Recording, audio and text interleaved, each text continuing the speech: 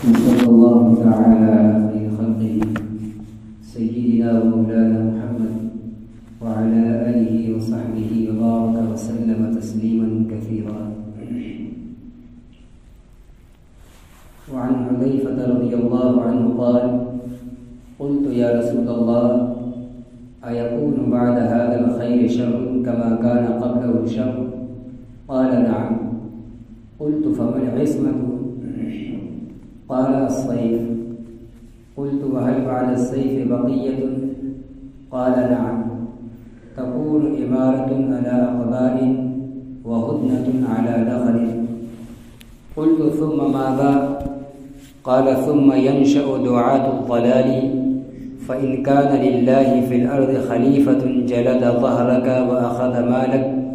فأطعه وإلا فمت، وأنت عاض على جذل شجرة. قلت: ثم ماذا؟ قال: ثم يخرج الدجال بعد ذلك معه نهر ونار، فمن وقع في ناره وجب أجره وحط وزره، ومن وقع في نهره وجب وزره وحط أجره. قال: قلت: ثم ماذا؟ قال: ثم ينتج المهر فلا يركب حتى تقوم الساعة. وفي رواية قال: هدنة على دخل وجماعة على أقضاء. قلت: يا رسول الله، الهدنة على الدخل ما هي؟ قال: لا ترجع قلوب أقوام على الذي كانت عليه. قلت: بعد هذا الخير شر؟ قال: فتنة عمياء صماء عليها دعاة على أبواب النار، فإن مت يا حذيفة وأنت عاض على جزل خير لك من أن تتبع أحدا منهم. رواہ ابو داود.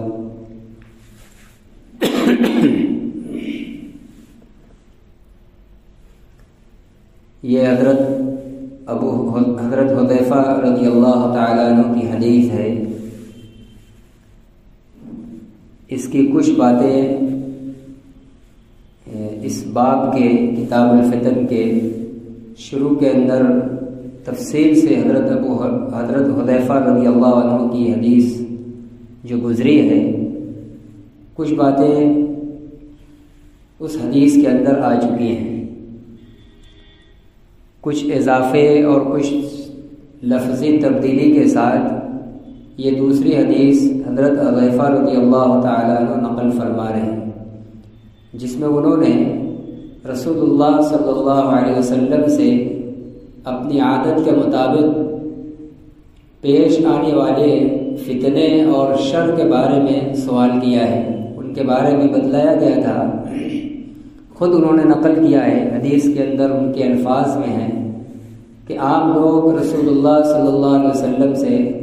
خیر کے بارے میں پوچھتے تھے. وَكُنْتُ أَسْأَلُهُ عَنِ الشَّرِّ مخافة ان افتنا او کما قال، کہ لوگ تو خیر کے بارے میں پوچھتے تھے لیکن میں شر کے بارے میں پوچھتا تھا، اس اندیشے سے کہ کہیں میں اس میں مبتلا نہ کر دیا جاؤں. تو یہاں بھی انہوں نے رسول اللہ صلی اللہ علیہ وسلم سے بعد کے زمانے میں پیش آنے والے کچھ حالات، فتنے اور شر کے بارے میں سوال کیا ہے، جس کا رسول اللہ صلی اللہ علیہ وسلم نے بڑی وضاحت کے ساتھ جواب دیا ہے. بعض حالات ان میں سے پیش آ چکے اور بعض حالات آئندہ پیش آنے والے ہیں. حضرت حذیفہ رضی اللہ تعالیٰ عنہ فرماتے ہیں کہ میں نے رسول اللہ صلی اللہ علیہ وسلم سے پوچھا: اے اللہ کے رسول، ایکون بعد ھذا الخیر شر؟ کیا اس خیر کے بعد برائی کا دور آئے گا؟ کما کان قبلہ شر، جیسا کہ اس سے پہلے برائی تھی. یعنی آپ کی آمد کے بعد جو یہ بھلائی کا دور اسلام کی شکل میں ظاہر ہوا ہے، لوگ آپ کی تعلیمات سے متاثر ہو کر اسلام کے اندر داخل ہو رہے ہیں اور تیزی کے ساتھ خیر پھیلتا چلا جا رہا ہے، یہاں تک کہ یہ اب زمانہ ایک بہترین اور بھلائی کا زمانہ ہو گیا. تو اتنے بھلے اور بہترین زمانے کے بعد پھر اس زمانے سے پہلے جو کفر، شرک، جہالت اور برائی کا دور تھا، اس جیسا برائی کا پھر دور آئے گا؟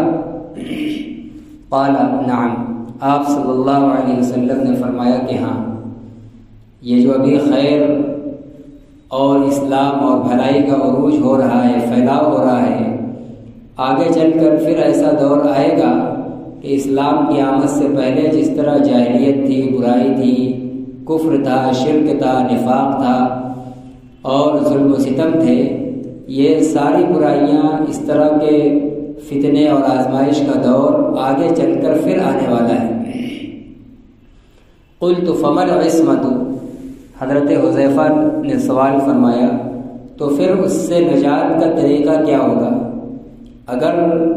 ہم ایسے زمانے میں آ جائیں، ہمارے سامنے ہی خدا نہ کرے ایسا دور آ جائے کہ جاہلیت کے جیسا حال اور منظر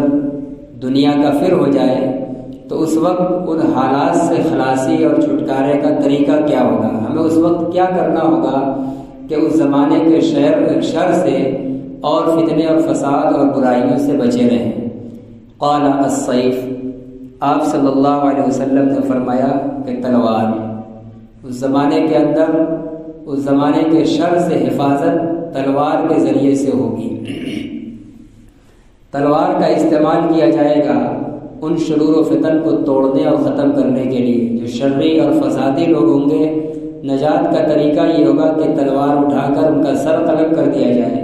ان کو نیست و نابود کر دیا جائے، تو فتنہ، فساد اور برائی پھیلانے والے لوگ قتل کر دیے جائیں گے، مار دیے جائیں گے۔ تو پھر اب برائی نہیں پھیلے گی، برائی پھیلنا بند ہو جائے گی، اور جب برائی پھیلنا بند ہو جائے گی تو خود بخود لوگ برائی سے نجات پا جائیں گے، چھٹکارا پا جائیں گے۔ تو جب خیر کے بعد شر کا ظہور ہوگا تو اللہ کے نبی نے فرمایا کہ اس شر سے نجات کا طریقہ یہ ہے کہ تلوار کا استعمال کیا جائے۔ یہ وقت اور یہ دور جس کے بارے میں حضرت حذیفہ نے سوال کیا اور رسول اللہ صلی اللہ علیہ وسلم نے جواب دیا ہے کہ جس زمانے کے شر سے نجات اور چھٹکارے کا طریقہ تلوار استعمال کرنا ہوگا، محدثین نے اس حدیث کی شرح میں لکھا ہے کہ اس سے مراد حضرت صدیق اکبر رضی اللہ تعالیٰ عنہ کے زمانے میں، یعنی بالکل فوراً آپ صلی اللہ علیہ وسلم کی وفات کے بعد ہی حضرت صدیق اکبر کا دور شروع ہوتے ہی جو ایک بڑی جماعت مرتد ہو گئی تھی، اسلام سے پھر گئے تھے، تو وہ شر اسی شر کا یہاں تذکرہ ہے۔ شر سے مراد وہی شر ہے۔ خیر جو آپ صلی اللہ علیہ وسلم کے زمانے میں تھا، آپ کے وجود کے ذریعے، اس کے بعد پھر جو شر ہے جس کے بارے میں سوال ہے اور جس کے بارے میں آپ صلی اللہ علیہ وسلم جواب دے رہے ہیں، یہ آپ کی وفات کے بعد ارتداد کا فتنہ ہے، لوگوں کے مرتد ہو جانے کا شر ہے، کیونکہ یہ بہت بڑا فتنہ تھا۔ اسلام کے اندر داخل ہونے والے اگر اچانک جھنڈ کے جھنڈ مرتد ہو جائیں تو دوسری قوموں کے لیے یہ اسلام سے روکنے کا ذریعہ ہوگا۔ لوگ شبہے میں پڑ جائیں گے کہ یہ تو ایک زمانے تک اسلام میں رہے، انہوں نے نبی کا ساتھ بھی پایا ہے، پھر آج یہ اسلام سے کیوں پھر رہے ہیں؟ اس کا مطلب کہ اسلام میں گڑبڑی ہے، اسلام کے بارے میں منفی پیغام جائے گا، اور کسی کا دل میں اسلام قبول کرنے کا میلان آ رہا ہوگا تو مرتدین کا عمل دیکھ کر وہ رک جائیں گے اور اسلام کے بارے میں شک و شبہ اور تذبذب میں پڑ جائیں گے۔ تو یہ اسی شر کا تذکرہ ہے۔ اس کے بارے میں آپ نے فرمایا تھا کہ میرے بعد جب شر کا یعنی ارتداد کا ظہور ہوگا، فتنہ ظاہر ہوگا، تو اس کا قلع کما اور اس سے چھٹکارا حاصل کرنے کا طریقہ یہ ہوگا کہ تلوار کا استعمال کیا جائے۔ چنانچہ حضرت صدیق اکبر رضی اللہ تعالیٰ عنہ نے بڑی ہوشیاری اور بڑی بیدار مغزی کے ساتھ اپنے زمانے کے تمام بہت سارے فتنوں کو چھوڑ کر مرتدین سے، مرتد ہونے والوں سے بڑھ چڑھ کر قتال کیا۔ اس میں کچھ واپس آئے اور جو نہیں واپس آئے تو تلوار سے امت کو ان سے چھٹکارا دلایا گیا۔ قلت وهل بعد الصيف بقية، حضرت حذیفہ فرماتے ہیں کہ میں نے پھر اللہ کے نبی صلی اللہ علیہ وسلم سے پوچھا کہ پھر اس تلوار کے دور کے بعد پھر اسلام کا زمانہ باقی رہے گا؟ یعنی اس کے بعد اہل اسلام میں سے لوگ باقی رہیں گے؟ جب تلواریں چلیں گی اور قتال ہوگا تو دونوں طرف سے لوگ مارے جائیں گے، تو مرتدین کا اگر خاتمہ ہو گیا تو اس میں مسلمان بھی مارے جائیں گے، تو ایسے دور کے بعد پھر اسلام باقی رہے گا، اسلام کے ماننے والے لوگ رہیں گے؟ قال، آپ نے فرمایا کہ نعم تکون عمارۃ علی اقضاء، ہاں اس تلوار کے زمانہ کے گزرنے کے بعد پھر آگے بھی اسلام کا نام لینے والے لوگ باقی رہیں گے۔ ایسا نہیں کہ اسلام پھر ختم ہو جائے گا، مٹ جائے گا، اسلام کا زمانہ اور مسلمان باقی رہیں گے، لیکن تکون عمارۃ علی اقضاء وہدنۃ علی دخل، لیکن جب اب اس دور کے بعد تلوار کے زمانے کے بعد اب جو آگے کا زمانہ آئے گا جس میں اسلام باقی رہے گا، مسلمان باقی رہیں گے، لیکن مسلمانوں کی حکومت خالص نہیں ہوگی، لیکن کہہ رہے حکومت ہوگی، سلطنت ہوگی فساد کی بنیاد پر، جو مملکتیں ہوں گی، مسلمانوں کی حکومتیں ہوں گی تو وہ صلاح کی بنیاد پر نہیں ہوں گی، خیر خواہی کی بنیاد پر نہیں ہوں گی، بلکہ فساد پر مبنی حکومتیں ہوں گی۔ وَهُدْنَةٌ عَلَى دَخَلٍ، اور قدورت کے ساتھ صلح مصالحت ہوگی۔ چنانچہ جب خلفائے راشدین کا زمانہ آگے بڑھا ہے، ہر زمانے کے اندر مسلمان باقی رہے، اسلام کا نام لینے والے باقی رہے، اور پھر اس کے بعد جب خلافت راشدہ کا زمانہ ختم ہوا ہے، مسلمانوں کی حکومت باقی رہی ہے، لیکن اس کے بعد جو بنو امیہ کا دور شروع ہوتا ہے، ان میں حضرت معاویہ رضی اللہ تعالیٰ عنہ کا اور عمر ابن عبدالعزیز رحمۃ اللہ علیہ کا دور چھوڑ کر یہ جتنی بھی حکومتیں رہی ہیں سب کی بنیاد فساد پر اور ظلم پر رہی ہے۔ مسلمان بھی رہے، مسلمان حکمراں بھی رہے، لیکن ان کی حکومتیں خالص نیکی اور صالحیت پر نہیں رہیں گی، سب فساد پر رہیں گی، اور ان کی جو آپسی صلح ہوگی وہ بھی صاف ستھرے دل کے ساتھ نہیں ہوگی۔ اوپر صلح کر لیں گے لوگ، صاف صفائی کر لیں گے، لیکن اندر سے دل صاف نہیں ہوگا۔ قلت ثم ماذا، حضرت حذیفہ فرماتے ہیں کہ میں نے پوچھا پھر کیا ہوگا، اس دور کے بعد پھر آگے چل کر کیا ہوگا؟ کہہ رہے ثم ينشأ دعاة الضلال، پھر گمراہی کی طرف دعوت دینے والے لوگ ظاہر ہوں گے۔ پھر رفتہ رفتہ جب حکومتوں میں یہ زوال شروع آئے گا کہ حکومتوں کی بنیاد فساد اور ظلم پر ہوگی، اور اگر مسلمانوں میں کسی اختلاف کے موقع پر اختلاف کے بعد پھر صلح مصالحت ہو تو وہ بھی خلوص قلب کے ساتھ نہیں ہوگی، بلکہ دل میں قدورت باقی رکھتے ہوئے اوپر صلح ہوگی، تو پھر اور آگے چلتے چلتے پھر کچھ گمراہی کے داعی اور مبلغ پیدا ہوں گے۔ ایسے لوگ پیدا ہوں گے جو گمراہی کی دعوت دیں گے، کتاب و سنت سے ہٹی ہوئی چیزوں کو ایجاد کریں گے اور اس کی طرف لوگوں کو بلائیں گے، لوگوں کو اس کی طرف دعوت دیں گے۔ اس پر بھی کوئی زیادہ تبصرہ کرنے کی ضرورت نہیں ہے۔ حضرات صحابہ کرام رضوان اللہ علیہ اجمعین کے آخر زمانے سے امت کے اندر دعاۃ الضلال پیدا ہونا شروع ہو گئے۔ عبداللہ ابن سبا جو در حقیقت یہودی تھا اور ایک مسلمان بن کر مسلمانوں کے بیچ میں ظاہر ہوا تھا، اس کے سازشوں سے، اس کی چال اور مکاریوں سے طرح طرح کے فتنے رونما ہوئے۔ اس سے پہلے تک تو آپسی اختلاف میں جنگیں ہوئی، وہ صرف ظاہری ایک چیز تھی، انتظامی چیز تھی، لیکن اس کے اندر کی مسلسل محنت سے پھر دعاۃ الضلال پیدا ہونا شروع ہو گئے۔ اسلام کے مسلمہ عقیدوں کے خلاف نیا نیا عقیدہ اور نئی نئی گمراہی کی باتیں ایجاد کر کے اور باقاعدہ جماعت کی اور گروہ کی شکل میں گروہ بندی کر کے اس کی دعوت دینے کا سلسلہ شروع ہو گیا۔ کہ فَإِنْ كَانَ لِلَّهِ فِي الْأَرْضِ خَلِيفَةٌ، کریں کہ جب وہ دور شروع ہو جائے کہ وہ زمین پر گمراہی کے داعی اور مبلغ پیدا ہونا شروع ہو جائیں، ایک نہیں دعات جمع کا لفظ استعمال کیا ہے، بہت سے گمراہی کے مبلغین اور دعات پیدا ہوں گے، کہہ رہے ہیں کہ اگر اس زمانے میں زمین میں اللہ کا کوئی خلیفہ ہو، یعنی کوئی مسلمان حکمراں ہو، چاہے وہ خلافت راشدہ کے طرز پر ہو چاہے اس طرز سے ہٹا ہوا ہو، اگر کوئی زمین میں مسلم حکمراں ہے، جلد ظہرک واخذ مالک، گو وہ تمہارے پیٹھ پر کوڑے مارتا ہو اور تمہارا مال ہڑپ کرتا ہو، یعنی چاہے ظالم و جابر کیوں نہ ہو، اگر مسلم حکمراں ہے فاطیعوا، تو تم اس کی اطاعت کرتے رہنا، حکمرانوں سے اور اپنے حاکموں اور سربراہدہ لوگوں کی اطاعت سے روگردانی نہ کرنا۔ آج کے ہمارے دور میں ہم جس ملک میں ہیں حکومت مسلمان نہیں ہے، غیر مسلم حکومت ہے۔ ہمارے ملک کے اندر جو ہمارے اسلامی حکمراں ہیں، ذمہ دار ہیں، وہ ہمارے قائدین ہیں، ہمارے اکابر علماء کرام ہیں، جو مختلف معتبر جماعتوں کے ذمہ داران ہیں، اور مرکزی مدارس کے جو ذمہ داران کہہ لیا جائے وہی ہمارے خلیفہ ہیں، امیر ہیں۔ تو ایسے وقت کے اندر جب کہ گمراہی کی دعوت دینے والے لوگ بکثرت موجود ہیں تو ہمیں ان کی اطاعت کرنی ہے، چاہے وہ ظالم ہو، جابر ہو، کچھ بھی ہو، لیکن اگر وہ مسلمان ہیں اور مسلمانوں کی مذہبی قیادت سنبھالے ہوئے ہیں تو ان کی اطاعت کی جائے گی اس وقت تک جب تک کہ وہ صریح کتاب و سنت کے خلاف حکم نہ دیں۔ ہاں اگر صاف صاف قرآن اور حدیث کے خلاف کوئی حکم کرے،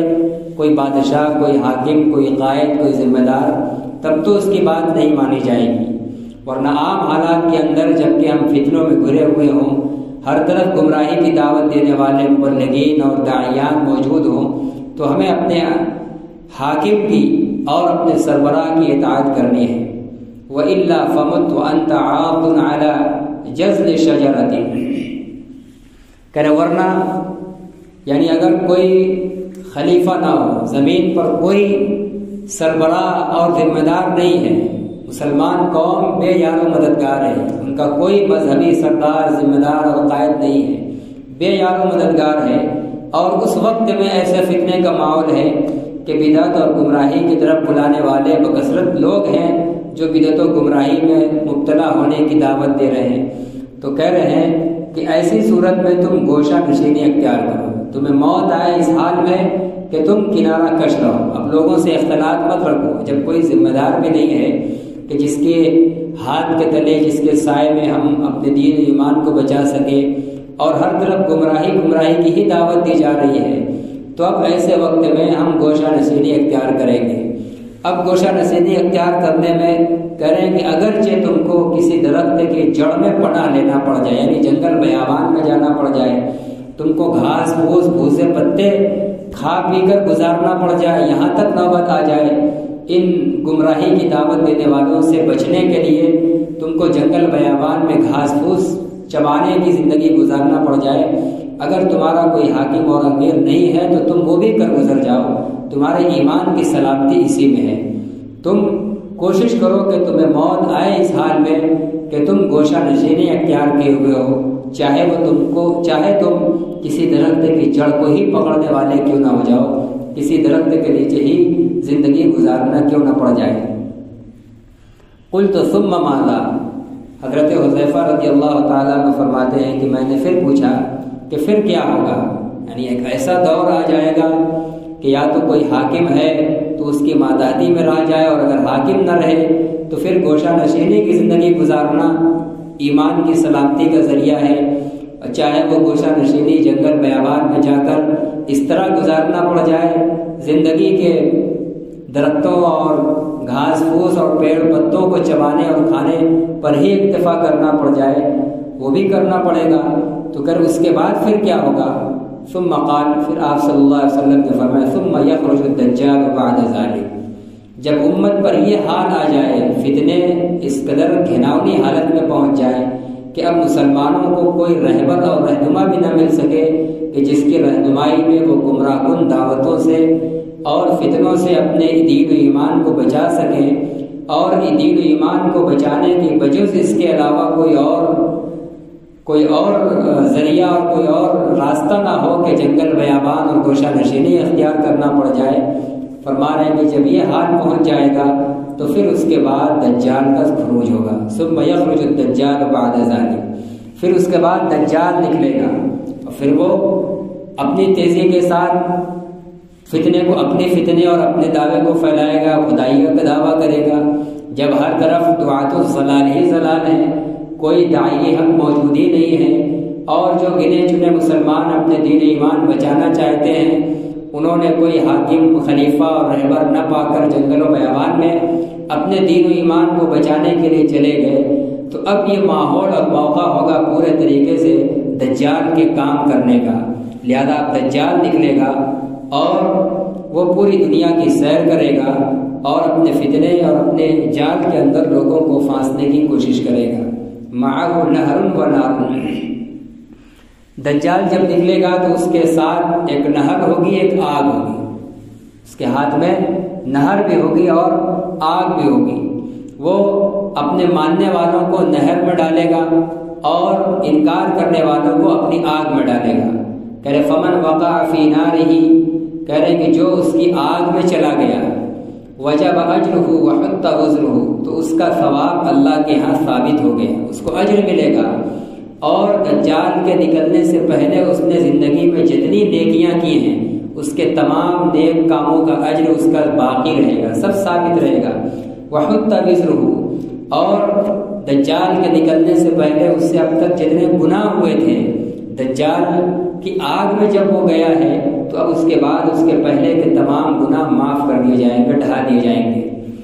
دجال کی آگ میں جانے کا مطلب یہ ہے کہ اس نے دجال کی خدائی کا انکار کیا ہے، اللہ کی خدائی کا اقرار کیا ہے، جو اس کے پختہ مومن ہونے کی دلیل ہے. اس لیے اس کے پہلے کی ساری نیکیاں کا ثواب لکھا جائے گا، سب باقی رہیں گی. اور پہلے جو کچھ چھوٹے موٹے گناہ ہوئے ہوں گے، دجال کی خدائی کا انکار کر کے اس کی آگ میں جانے سے اللہ تعالیٰ اس کے تمام گناہوں کو معاف کر دیں گے. ومن وقع فی نارہ، اور جو دجال کی آگ میں نہر میں جائے گا، جو پانی کی نہر ہوگی، جو اس کی نہر میں جائے گا، وجب وزرہ، تو اس کے سارے گناہ ثابت ہو جائیں گے. وحط اجرہ، اور اس کی نیکیاں ڈھا دی جائیں گے، نیکیاں برباد ہو جائیں گی.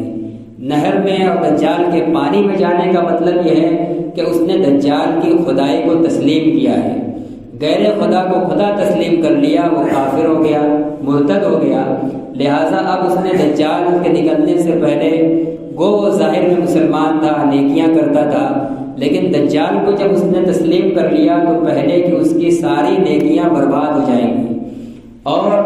پہلے کے جتنے گناہ تھے سب اس کے ذمہ وہ بھی باقی رہیں گے. اور دجال کو جو تسلیم کیا ہے وہ کفر اس کا ثابت اور ظاہر ہو گیا، وہ تو واضح ہے ہی. تو یہ دجال کے ساتھ یہ دو چیزیں ہوں گی، نہر اور نار. علماء نے لکھا ہے کہ یہ دونوں چیزیں حقیقتاً نہیں ہوں گی. اس کو چونکہ خدائی طاقت ملی ہوگی اللہ کی طرف سے، یہ امت کی آزمائش کے لیے اس کو طاقت دی گئی ہے، امت کے اس زمانے کے ایمان کو جانچنے اور پرکھنے کے لیے. وہ اپنی شعبدہ بازی سے، اپنے جادو وغیرہ کی حرکت سے، نظر بندی کی وجہ سے لوگوں کے سامنے وہ دکھلائے گا. لوگوں کو آگ نظر آئے گی، حقیقت میں وہ آگ نہیں ہوگی. بعض حدیثوں میں یہ بھی آیا ہے آگ اور نہر کے بجائے جنت اور جہنم کا تذکرہ ہے کہ جو دجال کا انکار کرے گا دجال اس کو جہنم میں ڈالے گا. حدیث میں ہے کہ جو اس کی جہنم ہوگی حقیقت میں وہی اللہ کی جنت ہے. وہ دکھلائے گا جنت کو جہنم، جہنم کو جنت، پانی کو آگ، آگ کو پانی. وہ شعبدہ بازی دکھلائے گا. جیسے دنیا میں جادوگر ہیں، ہمارا اور آپ کا بھی سابقہ پڑا ہوگا کہ وہ نظر بند کر کے بہت سی چیزوں کو خلاف حقیقت دکھلاتے ہیں. تو ایک آدمی جو کمزور ایمان والا ہوگا وہ دیکھ کر کے انکار کریں گے تو آگ میں ڈال دے گا، اس ڈر کر وہ اس کو تسلیم کر لے گا. وہ نہر میں جائے گا، حقیقت میں وہ اللہ کی آگ میں جائے گا. لیکن قوی ایمان والا، مضبوط ایمان والا، وہ حوصلہ مندی کے ساتھ آگ میں کود پڑنے کے لیے جو بظاہر اس کو دکھلائی جا رہی ہے تیار ہو کر اس کی خدائی کا انکار کرے گا. دنیا دیکھے گی کہ دجال اس کو آگ میں ڈال رہا ہے، لیکن حقیقت میں وہ اللہ کی جنت میں جانے والا ہے. تو یہ جو کچھ ہوگا اس کے ساتھ، آگ ہو چاہے نہر ہو، جنت ہو یا جہنم ہو، یہ سب اس کی شعبدہ بازی ہوگی، حقیقت نہیں ہوگی، حقیقت سے اس کا کوئی واسطہ نہیں ہوگا۔ اور یہ صرف ان حدیثوں کے الفاظ اور ان واقعات کو پڑھ اور سن لینے سے اس کی خدائی کو تسلیم کرنا یا انکار کرنا آسان نہیں ہوگا۔ پوری زندگی سنت کے مطابق اپنے آپ کو چلانے اور جمائے رکھنے پر جتنی جس کی زندگی سنت سے قریب ہوگی، ایمان اس کا اتنا مستحکم ہوگا، اور دجال کے خط و خال اور اس کی علامات اس کے سامنے واضح ہوں گی، اس کے لیے انکار کرنا آسان ہوگا۔ اور جو جتنا غفلت میں ہوگا، گناہ میں ہوگا، لاپرواہی میں ہوگا، چاہے وہ دنیا کے اعتبار سے کتنا کامیاب ہو، عقل مند ہو، تعلیم یافتہ ہو، مالدار ہو، کچھ بھی ہو، لیکن دین سے خالی ہے، نیکی سے خالی ہے، اتباع سنت سے خالی ہے، اور فتنوں کے زمانے میں جو رسول اللہ صلی اللہ علیہ وسلم کی ہدایات ہیں اور نبوی نسخے ہیں ان کو اپنانے سے وہ دور ہے، تو دجال کی دجالیت اس کے اوپر ظاہر نہیں ہو پائے گی، اور وہ اس کے ظاہر کو حقیقت سمجھ کر اس کی آگ سے بچنے اور اس کے نہر میں کودنے کے لیے اس کو انکار کرنے کے بجائے اس کو مان لے گا، اور پھر اس کی عاقبت برباد ہو جائے گی۔ قال قلت ثم ماذا؟ حضرت حذیفہ رضی اللہ تعالیٰ عنہ فرماتے ہیں کہ میں نے پھر اللہ کے نبی سے پوچھا کہ پھر اس کے بعد کیا ہوگا؟ جب دجال نکلے گا، جو ایک زمانہ ہوگا تقریباً 40 سال کا، اس کے بعد پھر کیا ہوگا؟ قال، آپ نے فرمایا ثم ينتج المہر، پھر اس کے بعد گھوڑے کے بچے کو جنوایا جائے گا، پھر اس کے بعد ایک دور آئے گا کہ گھوڑا بچہ جنے گا، مہر کہتے ہیں گھوڑے کے بچے کو، پھر گھوڑا کا بچہ جنوایا جائے گا، فلا یرکب، اور اس پر سواری نہیں کی جائے گی، یعنی ابھی وہ اس لائق نہیں ہوگا کہ اس پر سواری کی جائے، سوار ہونے کے وہ لائق نہیں ہوگا، یعنی ابھی بچائی اور کمزوری ہوگا کہ حتیٰ تقوم الساعہ، کہ اچانک قیامت قائم ہو جائے گی۔ دجال کا خروج ہوگا، اس حدیث کے اندر اختصار ہے، دجال کی جو اپنی دعوت اور محنت ہوگی، پھر اس کے بعد حضرت عیسیٰ علیہ السلام کے ہاتھوں وہ قتل کر دیا جائے گا، اور پھر اس کے بعد خیر کا زمانہ ہوگا، پھر اس کے بعد دنیا کے اندر تبدیلی آئے گی، اور رفتہ رفتہ پوری دنیا کے سے ایمان والے ختم ہو کر کفر پر لوگ باقی رہ جائیں گے۔ تو وہ قرب قیامت کا بالکل درمیان کا سارا حضرت عیسیٰ اور امام مہدی کے واقعات چونکہ آگے مستقل آ رہے ہیں تو اس حدیث میں ذکر نہیں کیا گیا ہے، تو یہ بتلایا گیا ہے کہ دجال اور عیسیٰ علیہ السلام کے زمانہ گزرنے کے بعد جب قرب قیامت کا وقت آئے گا تو حال اور واقعہ یہ ہوگا کہ گھوڑا بچہ جنے گا، اور بچہ ابھی اتنا بڑا نہیں ہوگا کہ اس پر سواری کی جائے، سواری کی جانے کے لائق نہیں ہوگا، اس سے پہلے قیامت آنن فانن ہو جائے گی۔ ایک اس کا مطلب یہ ہے۔ دوسرا اس کا ایک مطلب محدثین نے یہ بیان فرمایا ہے کہ دجال کے خروج کے بعد اور اس کے خاتمے کے بعد، جب عیسیٰ علیہ السلام اس کا خاتمہ کریں گے، پھر اس کے بعد کہہ رہے کہ گھوڑے کے بچے پیدا ہوں گے، فلا یرکب، اور پھر اب ان پر سواری نہیں کی جائے گی۔ عیسیٰ علیہ السلام جب دجال کا خاتمہ کر دیں گے، اب اس کے بعد جب گھوڑے پیدا ہوں گے تو کہہ رہے کہ اب ان گھوڑے کے بچوں پر سواری نہیں کی جائے گی، اس لیے کہ عیسیٰ علیہ السلام اور امام مہدی کی محنت سے پوری دنیا میں 100% اسلام اور کامل مسلمان ہوں گے۔ جب دنیا میں 100% کامل اسلام اور مسلمان ہوں گے تو پھر جہاد کی ضرورت نہیں پڑے گی، اور جہاد کی ضرورت کے لیے ہی گھوڑے کو استعمال کیا جاتا تھا اور آگے بھی کیا جائے گا۔ مجاہدین گھوڑے پر سوار ہو کر جہاد کرتے ہیں، تو جب عیسیٰ علیہ السلام کے بعد ان کے زمانے میں 100% دنیا کے مشرق سے لے کر مغرب تک، شمال سے لے کر جنوب تک، کونے کونے میں صرف ایک مذہب اسلام ہوگا اور دنیا کی قوم صرف کامل ایک مسلمان ہوگی، تو اب جہاد کی ضرورت ہی نہیں پڑے گی، اس لیے گھوڑوں پر سواری نہیں کی جائے گی۔ دوسرا اس کا ایک مطلب یہ ہے کہ وہ زمانہ چونکہ کامل اسلام کا ہو جائے گا دجال کے خاتمے کے بعد عیسیٰ کے زمانے میں، اس لیے گھوڑے اب جب پیدا ہوں گے تو ان پر جہاد کے لیے سواری نہیں کی جائے گی، اس لیے کہ جہاد کیا جاتا ہے کفار سے، اور عیسیٰ علیہ السلام کے زمانے میں اب کافر کا وجود باقی نہیں رہے گا، لہذا جب جہاد کی ضرورت نہیں رہے گی تو گھوڑوں پر جہاد کے لیے سواری نہیں ہوگی۔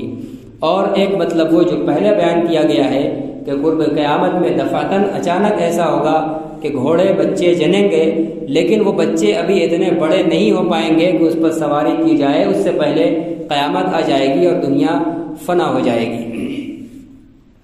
وفی روایت قال ہدنۃ علی دخن وجماعۃ علی اقضاء۔ اوپر جو آیا تھا، حضرت حذیفہ رضی اللہ عنہ نے سوال کیا تھا کہ تلوار کے استعمال کے بعد بھی پھر مسلمان باقی رہیں گے، تو آپ صلی اللہ علیہ وسلم نے فرمایا تھا کہ ہاں باقی رہیں گے، اور پھر اس کے بعد جو مسلمانوں کی حکومت ہوگی وہ فساد پر مبنی ہوگی، اور ان کے اختلاف اور انتشار کے بعد اگر کبھی آپس میں صلح ہوگی تو وہ دل کی مکمل صفائی کے ساتھ نہیں ہوگی۔ اس میں حدیث کے دوسری روایت میں کچھ دوسرے الفاظ ہیں، اسی کا یہاں بیان کر رہے ہیں۔ فرماتے ہیں کہ ایک روایت میں حضرت حذیفہ فرماتے ہیں کہ آپ صلی اللہ علیہ وسلم نے فرمایا حدنۃ علی دخن وجماعۃ علی اقضاء، کہ تلوار والے استعمال کے زمانے کے بعد اسلام اور مسلمان باقی رہیں گے، لیکن ان کے آپس میں جب اختلاف کے بعد صلحیں ہوں گی تو وہ قدورت کے ساتھ ہوگی، دل مکمل صاف نہیں ہوگا۔ وجماعۃ علی اقضاء، اور ان کی آپسی اجتماعیت فساد پر ہوگی۔ دو آدمی آپس میں اتفاق کریں گے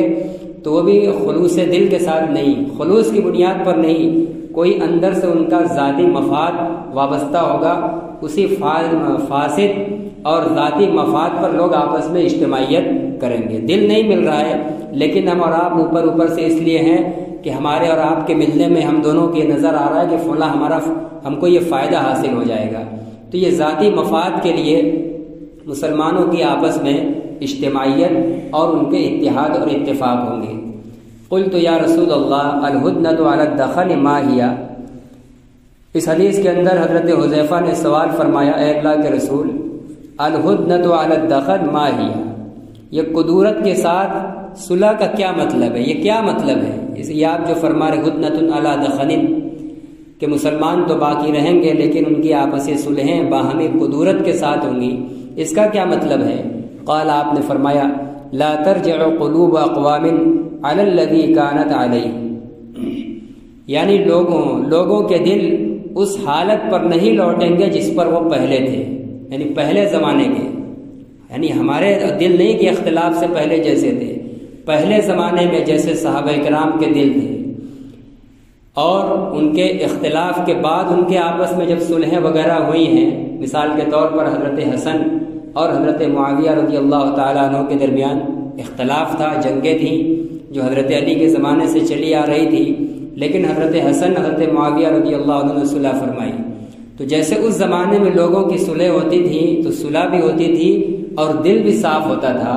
دل بالکل پہلی حالت پر لوٹ آتا تھا۔ فرما رہے ہیں کہ بعد کے زمانے میں مسلمانوں کے حالات ایسے نہیں ہوں گے،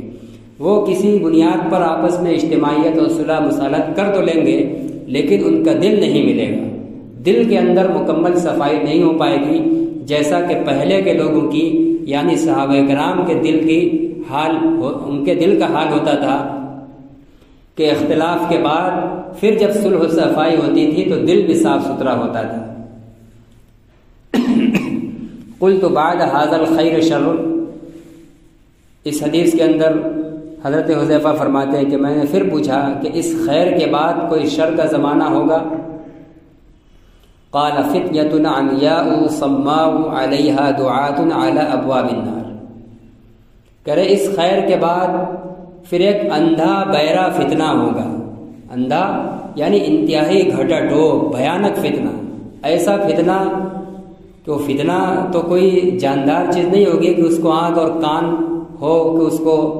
آنکھ سے نظر نہ ہو تو اندھا کہا جائے، کان سے سن نہ رہا ہو تو بہرا کہا جائے، ایسا خطرناک فتنہ ہوگا کہ اس زمانے میں لوگوں کو حق اور فتنہ نظر نہیں آئے گا، اور کان سے حق اور فتنے کی بات سنائی نہیں دے گی، حق اتنا گدلا ہو جائے گا اور فتنے اتنے غالب ہو جائیں گے کہ لوگوں کو حق نظر نہیں آئے گا، فتنہ نظر نہیں آئے گا، یا حق کی بات کان میں پڑے گی وہ سمجھ میں نہیں آئے گا کہ حق سن رہے ہیں۔ ایسا خطرناک اور ایسا اندھا اور بہرا یعنی انتہائی گھٹاٹوپ فتنہ کا دور آئے گا۔ علیہا دعات علی ابواب النار، اس زمانے کے اندر اس فتنے میں جہنم کے دروازے پر کھڑے کچھ داعی ہوں گے، کچھ لوگ جہنم کے دروازے پر کھڑے ہوں گے جو گمراہی کی دعوت دے رہے ہوں گے، اور جو ان کی دعوت کو قبول کرے گا وہ جہنم میں جائے گا۔ اسی لیے ان کو داعی علی ابواب النار کہا ہے کہ وہ دعوت دینے والے لوگ جس بات کی طرف بلا رہے ہوں گے اس چیز میں لگنا اور ان کی دعوت کو قبول کرنا جہنم میں گرنے اور داخل ہونے کا ذریعہ بنے گا۔ گویا کہ وہ جہنم کے داعی ہیں، جہنم میں داخل ہونے کی دعوت دینے والے ہیں۔ فَإِن مُتَّ يَا حُذَيْفَةُ وَأَنْتَ عَاقٌ عَلَى جَزْلٍ خَيْرٌ لَكَ مِنْ أَنْ تَتَّبِعَ أَحَدًا مِّنْهُمْ۔ اے حذیفہ، اگر اس زمانے میں تم کو موت آ جائے اس حال میں کہ تم کسی درخت کی جڑ پکڑے ہوئے ہو، یہ تمہارے لیے بہتر ہے اس بات سے کہ تم ان میں سے کسی کے پیچھے لگو۔ یعنی اگر اس خطرناک اور گھٹا ٹوپ فتنے کے زمانے میں جب کسی کو حق نظر ہی نہیں آ رہا ہے، ہر طرف تاریکی چھا گئی ہے، ایسا فتنے کی تاریکی عام ہوئی ہے، فرما رہے ہیں کہ تمہارے لیے بہتری اور تمہارے ایمان کی حفاظت اس میں ہے کہ تم گوشہ نشینی اختیار کر لو، چاہے اس کے لیے تمہیں کسی جنگل بیابان کسی درخت کی جڑ میں جا کر زندگی گزارنا پڑے اور گھاس پھوس کھانے کی نوبت آ جائے، یہ تمہارے لیے کر لینا اس زمانے کے اندر بہتر ہے اس بات سے کہ تم اب کسی کے پیچھے پڑو، کسی کے پیچھے چڑھیں، کسی اور کو سمجھانے کے چکر میں پڑیں۔ اس سے بہتر یہ ہوگا کہ ہم اپنے ایمان کو لے کر جنگل و بیابان اور کنارے ہو جائیں، ورنہ ہم کسی کے پیچھے پڑنے کے چکر میں اندیشہ ہے کہ اس فتنے کی تاریکی ہمارے دل پر بھی پڑ جائے اور جو تنی تنا ہم کو حق سمجھ میں آ رہا ہے وہ حق پھر ہم کو بھی نظر نہ آئے اور ہم بھی ایمان سے ہاتھ دھو بیٹھے۔ تو ایسے خطرناک فتنے کے آنے کی آپ صلی اللہ علیہ وسلم نے پیشن گوئی بیان فرمائی ہے۔ یہ اللہ کا بھی ہم لوگوں کے اوپر کرم ہے، ابھی ان حدیث کو پڑھنے اور سننے کا یہی فائدہ ہوگا اور یہی ہمیں سبق لینا چاہیے کہ ہمیں حالات اور دور کا پتہ چلے گا۔ بلا شبہ یقیناً ابھی یہ دور ایسا نہیں ہے، ایسا نہیں ہے کہ ہم کو حق سمجھ میں نہ آ رہا ہو، حق اور باطل بالکل خلط ملط ہو چکے ہوں، حق کے اوپر بالکل سیاہی پڑ چکی ہو، ایسا نہیں ہے۔ ابھی حق نمایاں ہے، ظاہر ہے، باہر ہے، بالکل واضح ہے۔ اس سے پہلے کہ وہ دور آئے ہم لوگوں کو ان احادیث سے سبق حاصل کر کے عمل کی طرف لگ جانا چاہیے۔ جو عمل کے اندر لگا رہے گا اسی کو یہ کیفیت حاصل ہوگی جو حضرت حذیفہ کو آپ نصیحت فرما رہے ہیں کہ اگر اس زمانے کے اندر وہ زمانہ اگر تم پا لو تو تمہارے لیے کسی کے پیچھے لگنا، کسی کو سمجھانے کے چکر میں پڑنا اس سے بہتر ہوگا کہ گوشہ نشینی اختیار کر لو۔ تو اس دور کو ہم بھانپیں گے تبھی تو کہ جب ہم پہلے سے عمل کے اندر لگے ہوں گے، ہمارا تعلق دین اور نیکیوں کے کرنے کا ہوگا، گناہ سے بچنے کا ہوگا۔ اگر ہم یوں ہی غفلت والی زندگی گزارتے رہیں گے اور گناہ پر گناہ کرتے رہیں گے تو کب آ کر ہمارے دل کے اوپر فتنے چھا بھی جائیں گے اور ہم کو پتہ بھی نہیں چلے گا اور پھر اس گوشہ نشینی کا خیال تک بھی نہیں آئے گا۔ اس لیے ابھی اللہ کا شکر ہے کہ جس کا تذکرہ ہے، جس کو فتنۃ عمیاء و صماء کہا ہے، ایسا خطرناک فتنہ کہ گویا وہ فتنہ ہی خود اندھا اور بہرا ہے، اس کو نظر نہیں آ رہا ہے۔ یعنی اس زمانے میں لوگوں کا حال یہ ہوگا کہ نظر نہیں آئے گا، حق سن نہیں پائیں گے۔ ایسا دور الحمدللہ ابھی ہمارے وقت میں نہیں ہے، اس لیے ہم لوگوں کے لیے ابھی قدر کا وقت ہے اور شکر کا بھی موقع ہے اور کچھ کرنے کے ابھی عام حالات کی طرح اچھے چانس اور مواقع موجود ہیں کہ ہم اپنے دین اور ایمان کی حفاظت کے لیے یہ جو چند معمولی سے فتنے ہیں ابھی سے ہم متنبہ ہو جائیں اور حفاظت کی تدبیر جو نبی کریم صلی اللہ علیہ وسلم نے بتلائی ہے اس کو اپنانے میں لگ جائیں تاکہ بڑا فتنہ خدا نہ کرے اگر ہمارے سامنے ظاہر ہو جائے تو یہ جو اب حضرت حذیفہ کو نصیحت ہو رہی ہے ہم بھی اس کو سمجھ سکیں، ہمارے دل کے اندر خیال بھی آ سکے کہ ہاں اس خطرناک فتنے کے اندر اللہ کے نبی کی یہ ہدایت موجود ہے، ہمیں یہ کرنا چاہیے۔ اللہ تعالیٰ ہم تمام لوگوں کو ہر قسم کے شرور و فتن سے محفوظ رکھے اور موت تک ہم سب کے دین و ایمان کی حفاظت فرمائے۔ وآخر دعوانا